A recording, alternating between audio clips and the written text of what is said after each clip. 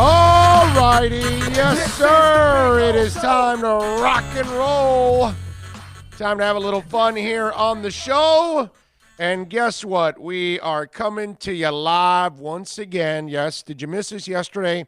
Because we kind of took it off yesterday. We were traveling. We were driving a lot yesterday. Drove from Miami to Mobile. And we are out here at the Reese's Senior Bowl, which we're in Lad Peebles Stadium. You see, look at that. Beautiful Mobile. You see the bay out there. You see the cranes right there by the dock. And then that way over there, you see the beautiful hotels over there, the team hotels over there.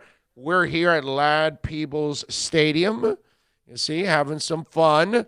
And we'll be out here till Thursday, broadcasting live. All the important practices go on Tuesday, Wednesday, and Thursday. Then the entire NFL leaves. Each team leaves a guy here for the game on Saturday. So we'll be out here covering all of the practices like we have for 21 years, actually. We've been covering it. So all that good stuff.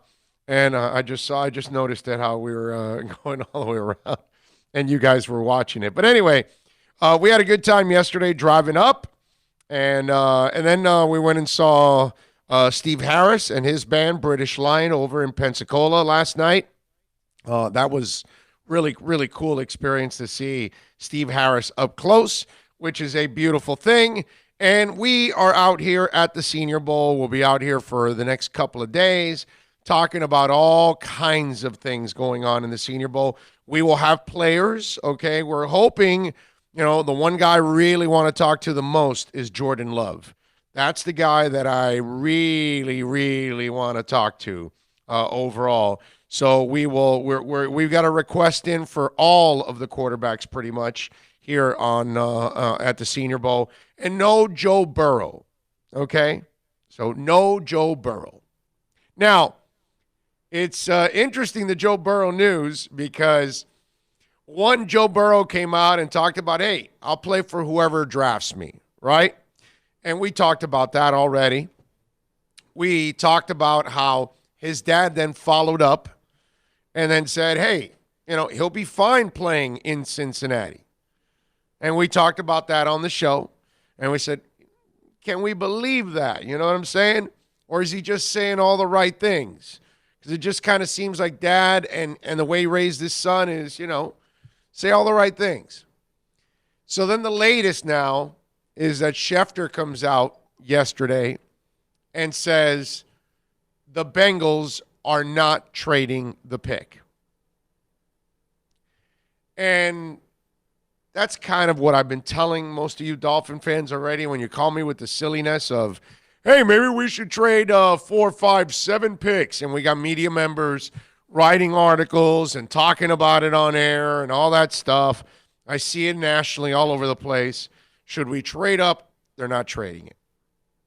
Now, it's funny because the personnel director, or so-called personnel director, of the Bengals, Duke Tobin, and Duke Tobin came out and said that, you know, they wanted to refute the Schefter report. You know, we haven't made that decision yet. So this is the Bengals now trying to act like a competent organization, trying to send the message out. No, we haven't made a decision on the pick. No, we're open. Like if they're really open, like if somebody comes and say, hey, we'll give you 3 first-rounders, and they're going to trade out of it. They're not going to trade out of it. They're drafting the pick. They're drafting the kid. Okay, but they don't want Schefter to ruin it, which he already did, by throwing that out there, and that because it makes you look incompetent too when you do that, because you really shouldn't say that. You should say, hey, well, you know, we're going to do our due diligence. We don't know if Joe's a fantastic young man. We know he's worthy of the number 1 pick, but we have to do what's best for the Bengals, and we've got to look at all options right now, including Joe, and then leave it like. That's what a professional organization does. They don't come out and say, oh, no, yeah, we got our pick. Don't worry about it. Don't even bother. We got our guy. Because from here to then, Joe Burrow could be caught in 8 scandals. And then what? You know, he could blow out his knee in a workout. And then what? He could get mono from the same girl that Sam Darnold did. And then what? So, whatever. I'm just having fun. But you know what I'm saying? Yeah, he doesn't come across as that type of kid, man. I know. But, he's in college. He's in college. You never know, bro. He's in college. So the Bengals just want to come out and say, no. We haven't made a decision. You have. You made a decision. Okay? You made a decision, so stop it. And you're the Bengals. Come on. You're the Bungles. There's only one. There's only one clown, Mike Brown. The one that really tanks every year, you morons. Not the Dolphins. The Bungles tank every year. It's amazing that the people that were talking about tanking, which obviously you ended up with egg on your face, you just, that's tanking, bro. Jeffrey Loria, that's tanking. Dolphins, you can call them incompetent in the past. You can call them losers in the past. You can call them whatever you want. Tankers? They don't do that. They spend in this organization. Nobody spends like those guys. So we've got all of that. So, Bengals, we know what you're all about. We know you're taking Joe Burrow. And it's fine, dude. No problem. It's all good. Colts were going to take Andrew Luck. We knew that. They could entertain everything that they wanted. They were going to take Andrew Luck because you don't pass him up. And in the Bungles case, you don't pass it up. And let me tell you something. Here's the second part to why the Bengals also have to take Joe Burrow. Okay? And they have to move on. You saw what happened with the Miami Dolphins. It was time to move on. I know some of you fell for the banana in the tailpipe again with Ryan, and then you saw him crap in his pants when they needed a real quarterback and all that. But the Dolphins, and to Chris Greer's credit, hey, man, Bob Seger, baby, it's time to turn the page. You've had Andy Dalton there long enough, okay? I've never been a Dalton guy, so you're not ever going to get me to say anything positive about Andy Dalton or tell you that I want Andy Dalton on my team in any way, shape, or form. Didn't want him in the draft, didn't want him at all coming out of the draft, and I still don't want him. He's just a guy, okay? If everything is perfect, yeah, maybe you can get to the playoffs, And if you have this incredibly dominant team, and yeah, you've won with the same kind of quarterbacks in the past. So I get that, but that's not the case there. It's not the case here in Miami, whatever. If you're the Bengals, you got to move on. And let me tell you something. Not only do you have to move on from Andy Dalton, you need to give the job to Joe Burrow right away and let him start and move on and turn the corner. Do you know why? If you draft Joe Burrow and keep Andy Dalton for one more year to use him as a bridge, oh my God, it would become a nightmare for Andy Dalton. Because the first bad pass, it's boos all over the stands, and bring on Burrow. Let's go, Joe. All the chants will start, coming out of the stands. And writers will be writing, columnists will be talking, national writers, national pundits. And now, not that Mike Brown really cares that he's the butt of every other joke out there, okay? Because he's kind of used to being the ass end of the NFL as it is, because that's what he is. But it just creates a terrible environment. And I'm not big on just throwing a rookie in there and through the fire and all that, but in that case, you know what? Go release Andy Dalton and go find a veteran that'll play for a couple of games. That's willing to be the bridge for it, that he knows he's the bridge. But Andy Dalton's a guy that probably still thinks he should start.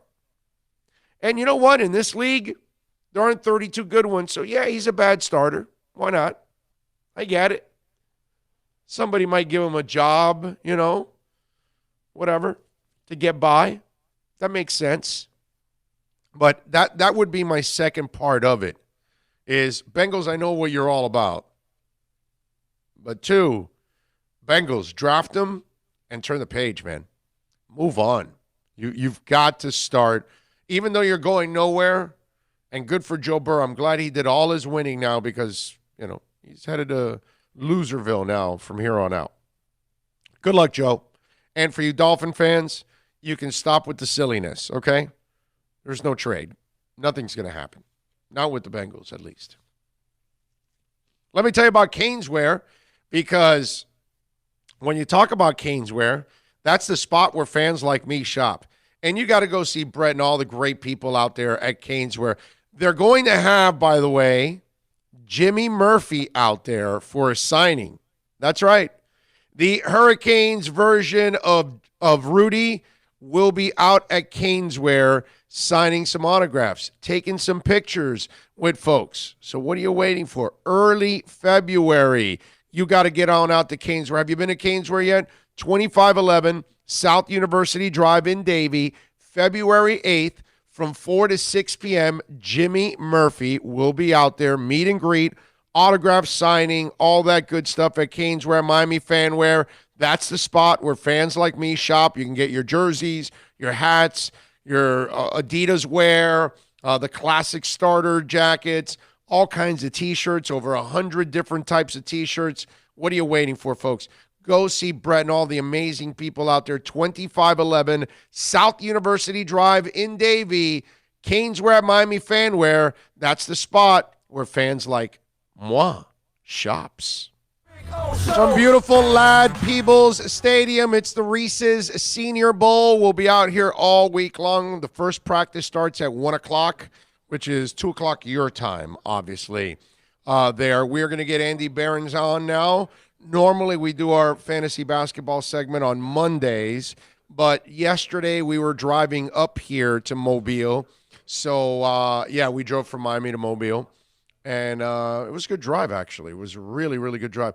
I got to tell you something about our drive to Mobile that was pretty awesome, and I got to share it with you guys. I'll do that after Andy Behrens' segment, which – we do a little fantasy basketball every week here on the show, like I said, normally on Mondays. But yesterday we were driving from Miami to Mobile. So today we are settled in for the week. We'll be driving back on Friday, actually. So Andy Behrens. We finally have Mr. Behrens missing 2 weeks. He's on. Yes, sir. From man. Yahoo Fantasy, baby. So you can follow him on Twitter at Andy Behrens. You can catch his fantastic work there. And, of course, get the edge on your competition in a little fantasy basketball. Andy, good afternoon, my friend, or good morning, actually. Good morning in my case, good afternoon in yours. Good day, sir. Yes, man, having a good time at the doing a little draft prep. Are you? Yes. Last week East-West, and this week Senior. We've been doing it for 21 years, so. I've been doing this craziness every year to kind of get our draft prep going and talk to the NFL. If you need my measurements, I believe I'm 6'3", 175. Hand size is just shy of 10 inches. I think I'm a pretty solid prospect. Yes, I think so. I think we got to get you out here running some routes, bro. See if you can help out an NFL team out there. Speaking of helping, my man. Bill and I are contemplating, because it's just $30 to get in, but we're thinking of maybe driving an hour and 45 minutes and going over to New Orleans to see Zion Williamson and his debut tomorrow in New Orleans. What do you think? Should we make the drive for the debut? Oh, hell yeah. This is one of the most exciting moments of the NBA season to this point, right? We've barely seen Zion. You'd probably be spending a little bit over $1 a minute because we only expect him to play 20 minutes or so in his debut. He was hyper efficient in the preseason. I was actually fortunate enough to see one of his only appearances on an NBA floor, and that was a preseason game against the Bulls. He went 12 of 13, scored 29 points in less than 3 quarters. He's going to be really fun. The potential impact here is almost unknown on the Pelicans, I suppose, because Brandon Ingram's been having this crazy breakout season, delivering essentially first-round fantasy value, and we have to assume that he loses a little bit in terms of usage, but Zion really figures to be a player who has such gravity that it can plausibly help Ingram as well. One of the really nice things about Zion is that you don't like. This was at least the case in the preseason. You don't even have to run a lot of stuff for him. Like he can get points in all sorts of ways, and he's just a hyper efficient scorer from the floor. He shot 75% on all 2-point attempts in college, which is just absolutely ridiculous. Not a particularly great 3-point shooter, not particularly great at the line, but there's going to be defensive goodies here. Just a lot to like in terms of his fantasy profile. One of the things that we really worried about with Zion when he eventually returned was that maybe he's not going to play many back-to-backs. But here's the thing: when you look at New Orleans' schedule, they don't have any back-to-backs until March. Not until March. And only one of those, like if he misses one of those games, only one of those would result in a 2-game week for him in fantasy. So I just feel like it's all systems go, and maybe he takes a couple games to get his minutes up and his win back. But this is just really exciting. I think his ceiling is basically top 35 fantasy asset over the rest of the season. You mean the ceiling's not the roof? I'm not sure if the ceiling is the roof. I don't know that. Whatever that means, I don't know that Zion could actually be, the number one player in fantasy, but it's going to be awfully exciting. I think, we're talking about somebody who's going to be a 5 or 6 fantasy category asset. Do you think of trading Brandon Ingram at all, just because you're afraid of? I don't think so, right? They need the scoring. I don't really think it's going to affect him that much, right? Zion's not going to come in as a guy who's getting 30 shots a game or anything like that. He's not even a shooter. He's not even a shooter. Right. He's not going to be James Harden in terms of usage. And in fact, Zion can get 15 points a game just putbacks and energy and transition, right? Like a lot of his scoring isn't even necessarily going to come by design. He's just so good at getting himself to the rim. Obviously, Ingram has established himself as kind of the alpha in that offense right now. And I have no problem imagining Ingram's roughly his point production continuing. There might be some natural regression with Ingram anyway, because I think he's still shooting over 40% from 3, and that he wasn't close to that at any other point in his career. So maybe he gives away a little bit there, but I don't think he's going to give away a ton just because Zion returns. Now, let me ask you something. Andy Behrens, of course, from Yahoo Fantasy, joining us. Michael Porter and his breakout. Is this what we were expecting? Is it a time to sell high? Well, how do you look at this whole thing with Michael Porter Jr.? Well, so he just played a terrific game against Minnesota. 20 points, 14 boards, 4 assists. There's been defensive goodies too over the last couple of weeks. It's 2 steals a night. It's a block every game. He's been really fun. Some of this, of course, is because you look at all the shots that aren't available to Denver right now, right? Like Paul Millsap is out, and Gary Harris is out, and Jamal Murray is out indefinitely. So playing time has not been a concern at all for Porter Jr. But he's really made the most of it. I mean, this is double-digit scoring in 5 straight games. Really good rebounder, very good shooter. Looks like an absolute building block for that team. And Mike Malone has come out and said that Porter Jr. is going to continue to be a part of the rotation moving forward through the end of the season. That was the concern early in the year. There were some DNPs in there. This kid's really good, and he's the obvious replacement long term for Paul Millsap. We can assume that's going to happen if he just settles in at 20 to 25 minutes a game. I think he's a guy who's got to be owned in every fantasy league, and he's still available in about 40% of Yahoo leagues. Wow, that's crazy. He would be available by this time. I mean, he was taken in our league from the draft. I mean, that somebody took a flyer on him and stashed him from the get-go, and it's really paid off in a big-time way. All right, so Derrick Rose, what's the latest on the trade rumors? Man, I'm such a Derrick Rose apologist and always will be. Absolutely love him. We saw some rumors this week via Yahoo Sports, actually, that the Lakers and the Sixers have been involved in preliminary talks with Rose. I think Reggie Jackson actually comes back relatively soon. Now we can probably expect him to get injured again. But that would be a ding to Rose's value if he stays in Detroit. I just think he'd be a wonderful fit in Philly. That's kind of what you're rooting for. Like, it seems more likely than not that Derek would get dealt. And if that happens, like, Philadelphia is just such a natural landing spot. I don't quite get the interest from the Lakers. I mean, the Lakers should be interested in adding talent, but it's not like, Rose has made strides as a shooter, but his greatest skill is obviously still penetration of the basket. And that's not like, you're going to have LeBron James handle the ball 100% of the time when he's on the floor, right, and initiate offense.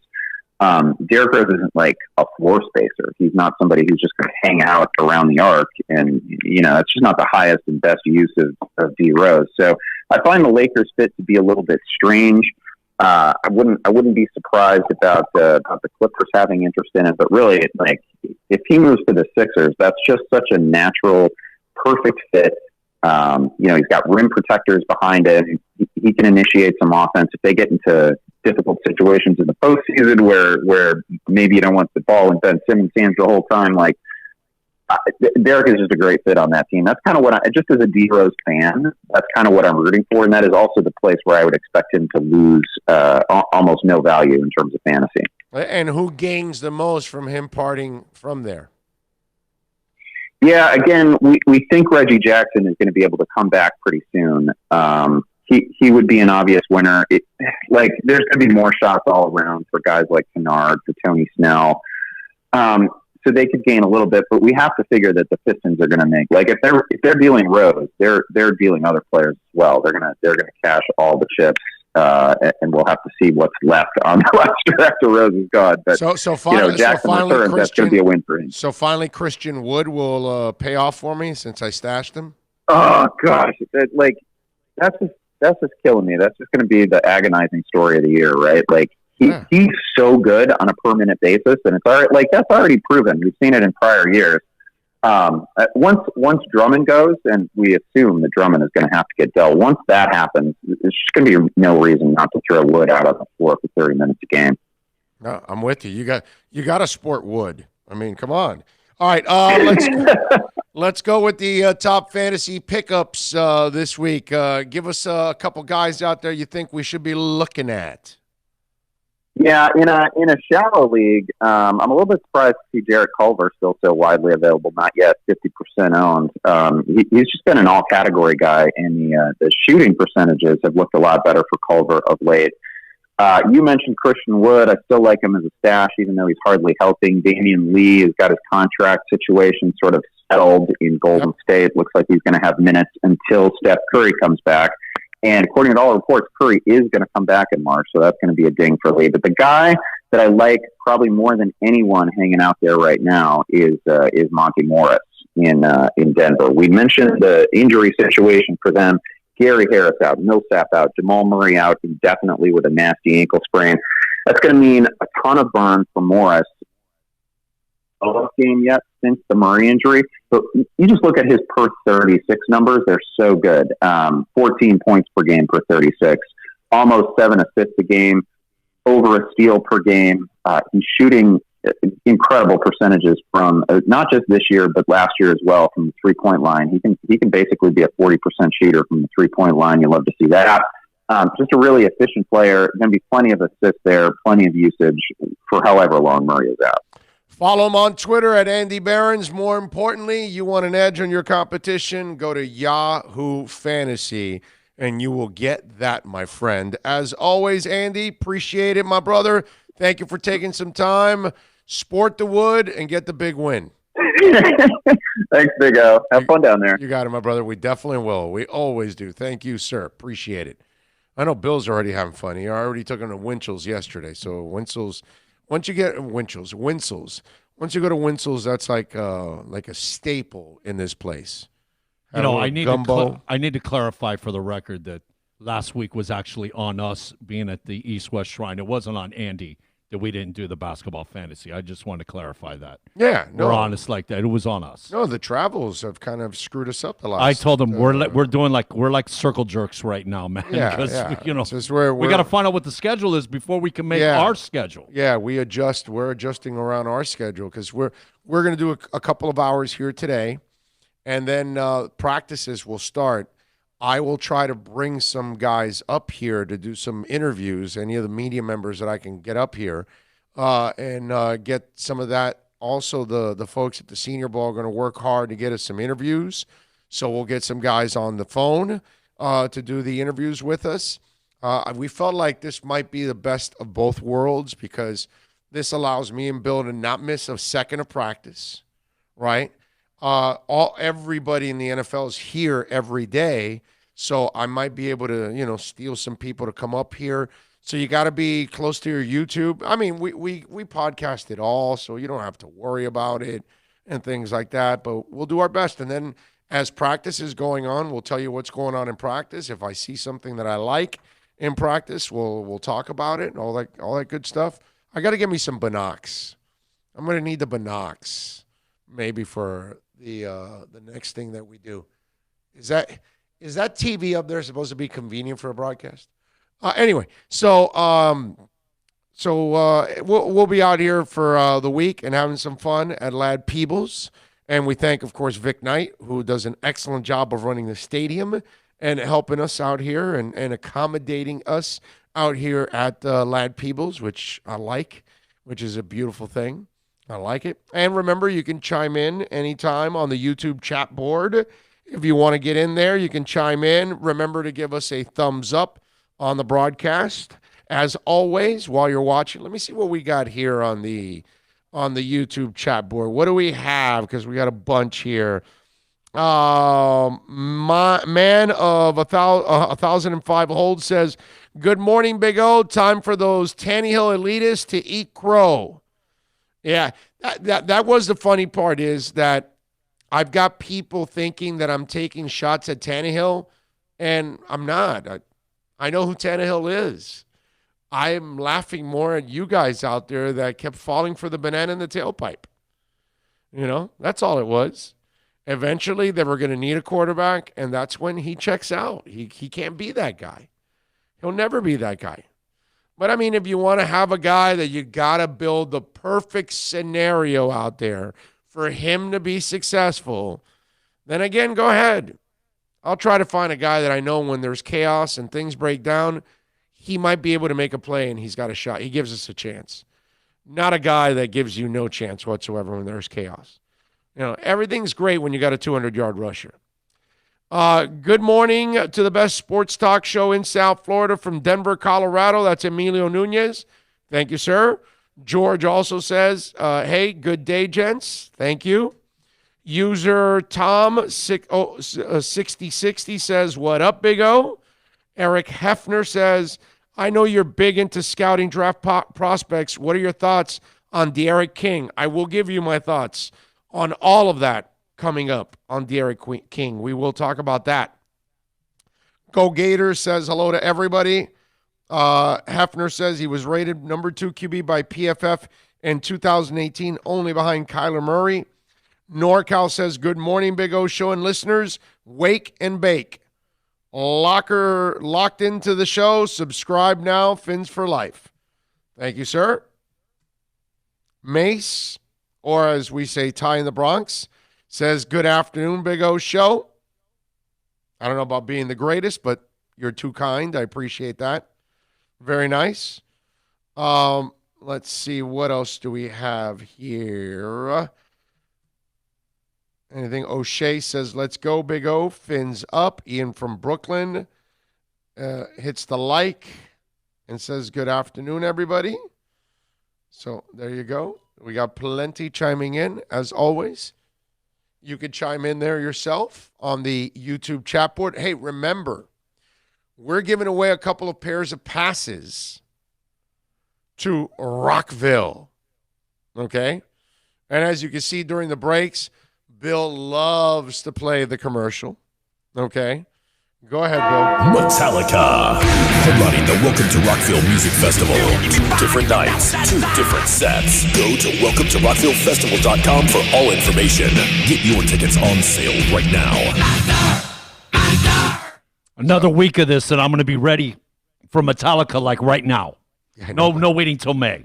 Let's get it done. Get them in here. Let's go. You got no choice, dude. You got to wait till May.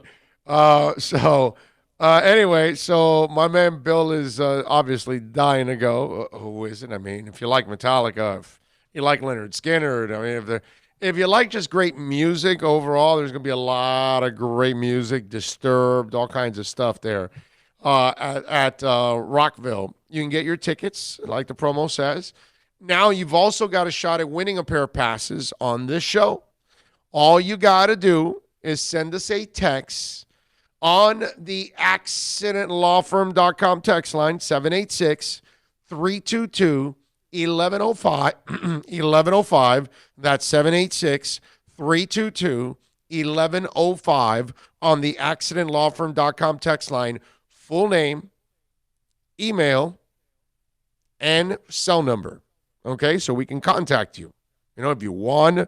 And it's May 8, 9, and 10.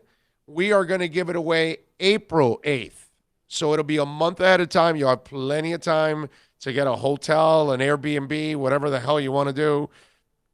Go rent a Winnebago, however you want to rock. That's really thoughtful of you, man, taking them into consideration so that they can make arrangements to get there. Because you have to see this. The fact that they're doing two different sets, you're going to see 50 to 60 different Metallica songs. No, but that right there alone. Forget about everything else. The whole concert is just... Yeah, but I'm just saying, that alone is worth it. It's worth it. Let alone all the other great bands, man. Yeah. It's amazing. Yeah. Deftones is going to be there. It's going to be Chino and the boys. And we will be broadcasting from there. That's the other thing that, Bill leaves out. That's what I'm psyched about is we get to broadcast from there. We get to do the interviews with the artists, all that. We've gone, and I had media access, and I got to meet a lot of them. But we didn't take equipment or any of that. Of course, whatever station I'm tied to over the years, it's like, no, we don't want you to do that. Now, we're in charge. So whether it's sports, whether it's the draft, whether it's music, I'm going to do whatever I want to do now. You know what I mean? So, I mean, look at the downloads for our music subjects. Exceptional. So we appreciate that big time. And so you guys like listening to us talk music. And we got, the sound check is, we've inched along. We've done a couple things with the sound check, but the sound check's about to take off. When we get back from the Senior Bowl, there's going to be some other things that we're developing. It's tough, okay? Not a lot of people involved here, you know what I mean? So we need a lot of help to make everything happen. So I even appreciate friends and sponsors that are helping us in a big-time way and obviously get this thing going and taking it to another level, which you'll see. Coming soon, ladies and gentlemen. We are going to do something really, really, really, really special. Coming soon to a podcast near you. Yeah, and live, too. Coming soon and live to you also. Very, very, very soon.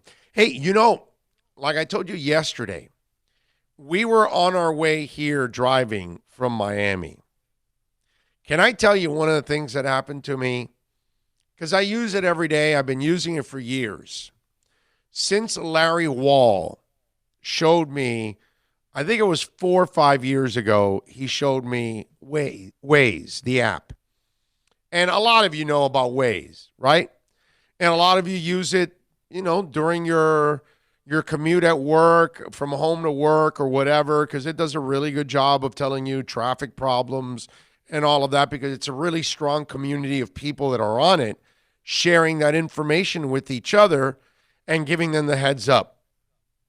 Okay, it's about, I want to say, in the neighborhood of 600 and some odd miles, okay, from where I live to the Senior Bowl.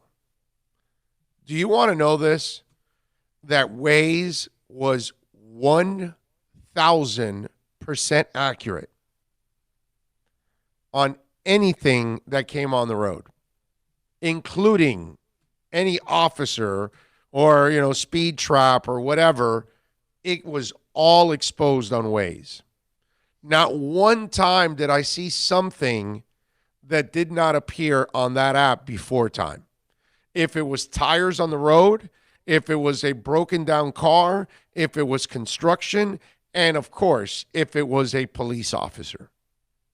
And obviously that's priority number one when you're traveling. You kind of want to know where they're all stashed. And that thing was 100% accurate, man. It did not fail one time, Waze. I mean, we had tires that were broken up on the road. It told us about them coming up. Hazardous objects on the road, whatever. That thing came out. Sure enough, bunch of broken up tires that everybody had to kind of avoid. Even silly stuff like that, which is not silly, obviously, because it could cause some damage to your car, and it could, who knows, even cause an accident. You never know. I mean, you should be paying attention. You should be able to see it. But just to know that it's coming up way ahead of time, that there's an accident, that there's a car pulled to the side, that there's construction, that there's a cop, that there's broken tires on the ground. That Waze app is one of the best tools that have ever existed for driving. It really is really, really cool. And if you have not tried, it's WAZE. For those of you that have never tried the Waze app, try it. Check it out. It tells you, like when you're in the city, it'll tell you the lights that have cameras. When you're pulling up to an intersection, it'll tell you, hey, this intersection, it has cameras. So just in case you want to do one of those California stops to make a right and you get busted for the camera because a California stop, you know what a California stop is, right? You're not really stopping. You kind of like hit the brakes to kind of roll slowly through the light or the stop sign, which gives you, time to look, and you keep going. So your momentum really never stops. It's kind of like you paused it, but just to like roll slowly through, because it'll buy you enough time to know somebody coming. No, keep going. It's the slow roll and look. There you go. Continue on. Some people call it a California stop. Exactly what it is. So, you could get busted for that California stop. That's whatever the red light ticket is, or school, or whatever, and you're done. That app tells you, there are cameras in this intersection. Do not mess around. And that way ahead of time. Waze is, I'm telling you, one of the greatest inventions ever. I loved it. The most impressive. Getting all, hey, you're leaving Florida. Thank you for coming. And then, hey, welcome to Sweet Home Alabama. Florida band. And Alabama, of course, going to claim that song. It's all good. The hiding troopers in Alabama ready to welcome us in the state, hiding in the bushes. And busted. And Waze gives us a heads up. And, hey, there they are, about busted. 50 feet off the road, hiding behind the bushes, bro. Busted. Every single time. Every cop. 100% accurate in a 600-plus mile trip. Sneaky bastards. I mean, it's impressive, dude. It's impressive that, and I do my part, too, where I confirm stuff. I'll report stuff if there's, you know what? Actually, I don't know. Now I don't know if it was accurate or inaccurate now. Now that I'm thinking about it, there was one incident where it said hazardous vehicle on the side of the road, and then we passed and there was like some construction, but then there was also a cop with flashing lights. So I kind of put also the cop there too, just for the heck of it. But I think that was more of a construction cop. You know what I'm saying? When they like hang around the construction areas to kind of keep it safe. So I think that's what that was. So that's why I didn't call it inaccurate, because I don't think that cop was there to bust people. I think it was there to just kind of protect. But I did even put it on there, hey, there's a cop with flashing lights, just for the hell of it, that kind of stuff.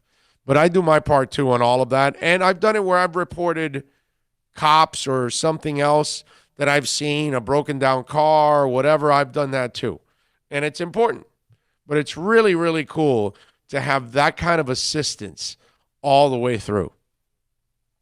I like it. In the past, we've had the Fuzzbusters, and I had one that was a decoder, and like every time they updated it was expensive, like $500-600 back 10, 15, 20 years ago. That thing was great, but of course, like anything else gets outdated.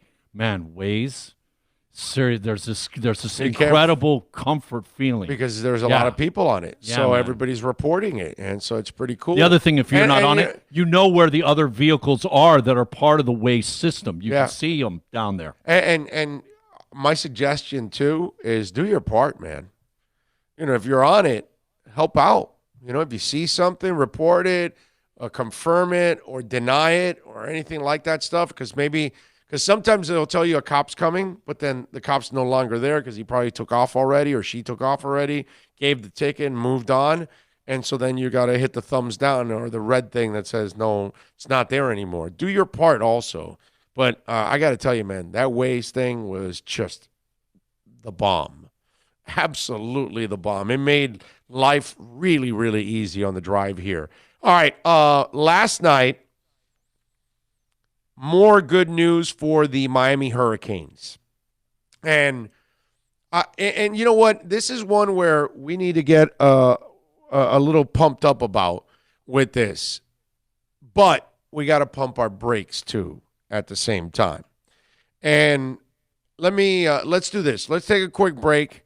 When we come back on the other side, I'll tell you about the University of Miami and their moves and why we can be kind of excited. You know what I mean?